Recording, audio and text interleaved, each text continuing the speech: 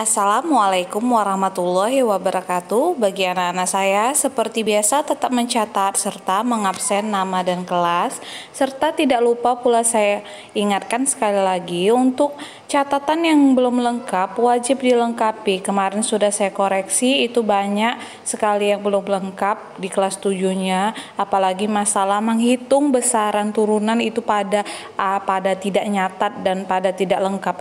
Jadi kamu bisa buka link kembali atau pinjam sama kawan, menghitung besaran turunan itu kamu lengkapi, dan catatan ini dan yang belum lengkap juga wajib dilengkapi karena minggu depan kita akan mengadakan pengumpulan catatan kembali. Oke. Hari ini kita akan belajar keanekaragaman makhluk hidup. Perbedaan yang terjadi di antara setiap individu sejenis disebut variasi. Di dalam dunia ini tidak pernah kita jumpai dua individu yang identik sama atau yang sama persis, baik dalam bentuk tubuh, warna kulit, berat badan, dan bentuk hidup.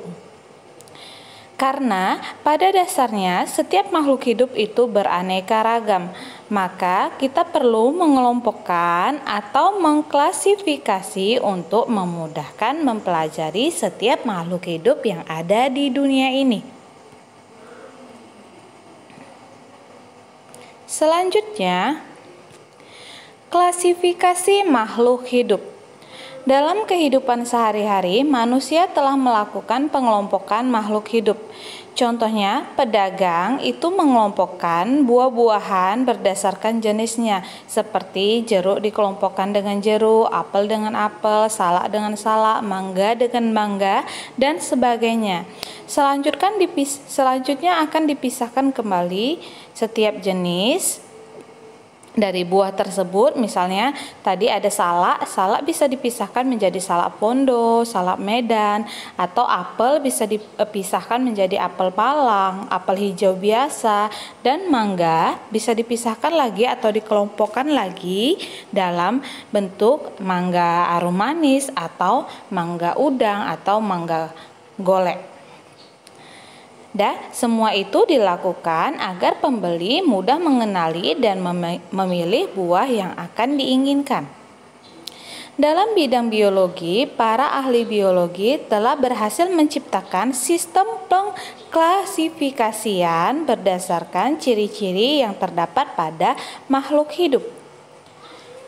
Klasifikasi merupakan salah satu cara yang sistematis dalam mempelajari objek, misalnya makhluk hidup, dengan melihat persamaan dan perbedaan ciri-ciri makhluk hidup tersebut.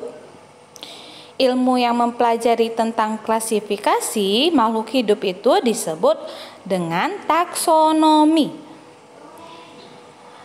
Pelopor atau orang yang mengemukakan taksonomi adalah Carolus Linnaeus. Berkat jasanya, beliau dijuluki sebagai Bapak Taksonomi, dan cara pengklasifikasian yang dibuat beliau tetap dipakai sampai sekarang.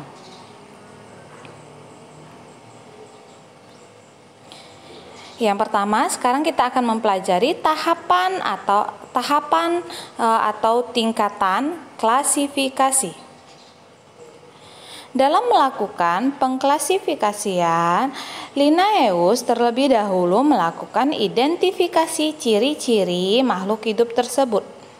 Seluruh ciri-ciri yang ada, baik berupa anatomi, fisiologi, morfologi, dan tingkah laku, dicatat dan dipelajari, serta setelah itu dilanjutkan dengan mengelompokkan makhluk hidup tersebut berdasarkan ciri-ciri yang telah diamati. Makhluk hidup yang mempunyai ciri yang sama dikelompokkan dalam satu kelompok.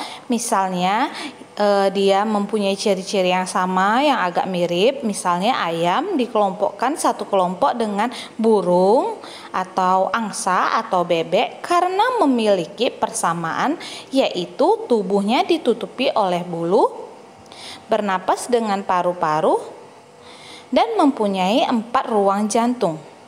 Apabila dalam satu kelompok ditemukan ada perbedaan ciri, maka makhluk tersebut akan dipisahkan dengan kelompok yang lainnya atau dikelompokkan dengan kelompok-kelompok yang lebih kecil.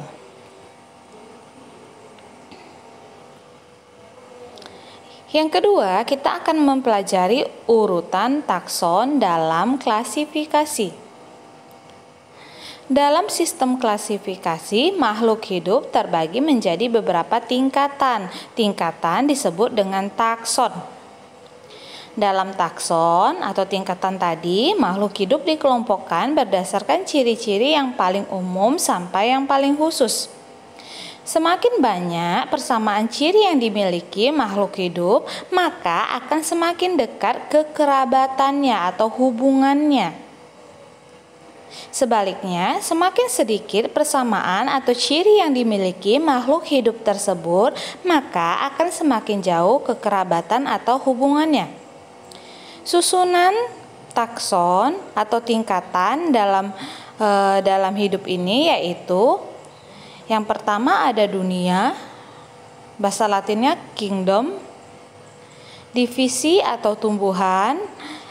Kalau ada tumbuhan, divisi ada juga filum atau hewan, kemudian kelas, kemudian bangsa atau ordo, suku atau famili, marga atau genus, jenis atau spesies.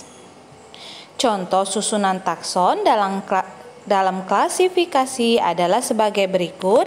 Yang kirimu itu untuk hewan, sedangkan yang kananmu itu untuk tumbuhan. Kalau untuk hewan, dunia atau kingdom, contohnya animalia. Animal itu seluruh hewan. Kemudian filumnya, tadi filum itu hewan. Contoh bahasa Latin ada chordata. Kelasnya chordata ini termasuk mamalia. Mamalia itu dia menyusui, dia bersifat menyusui dan melahirkan. Berarti dia termasuk hewan yang menyusui dan melahirkan. Ordo bangsanya tadi primata. Kemudian family, sukunya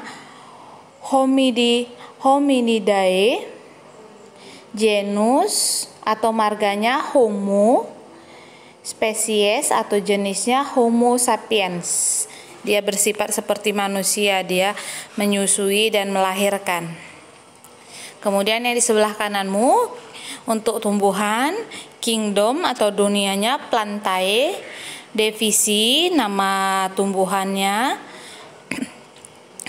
Spermatopia, kelasnya termasuk Magnoliophyta.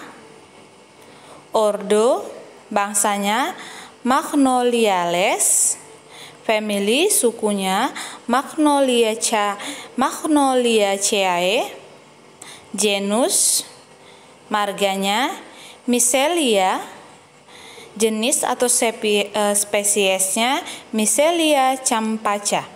Itu adalah contoh untuk di sebelah kirimu hewan, sedangkan di sebelah kananmu tumbuhan. Oke, lanjut.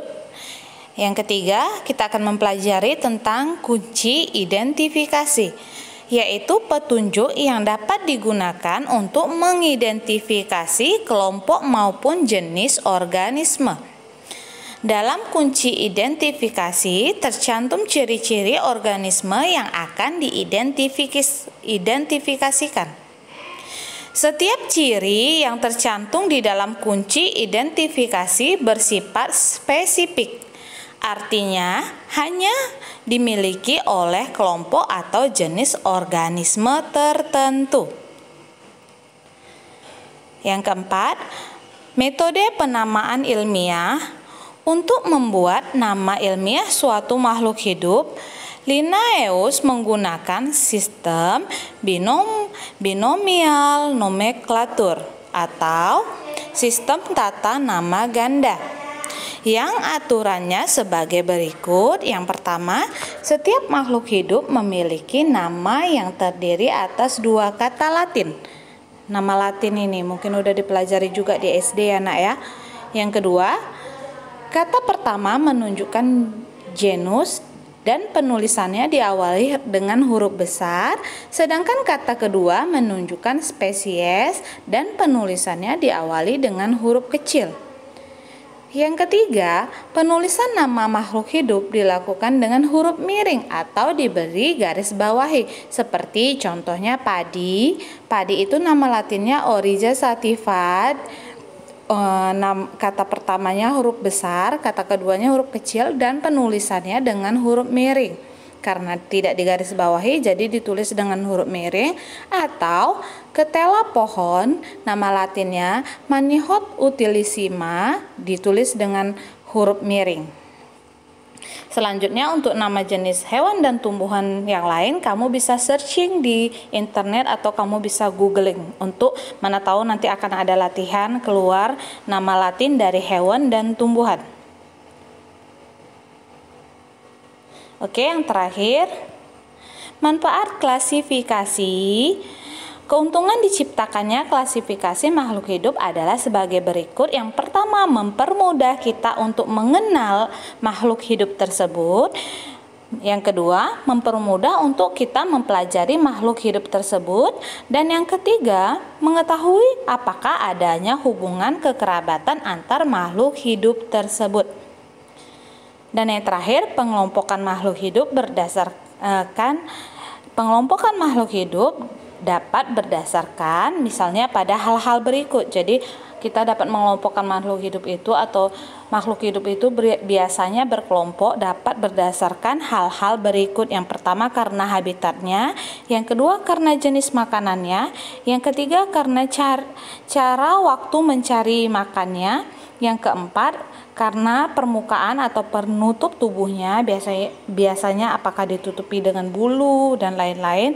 Yang kelima, jumlah keping bijinya, ini biasanya untuk tumbuhan. Yang keenam, letak bakal bijinya, sistem pernapasannya, dan sistem peredaran darahnya. Oke, untuk hari ini cukup sampai di sini. Saya harapkan semua mencatat. Saya akhiri dengan wabillahi taufiq wal hidayah. Wassalamualaikum warahmatullahi wabarakatuh.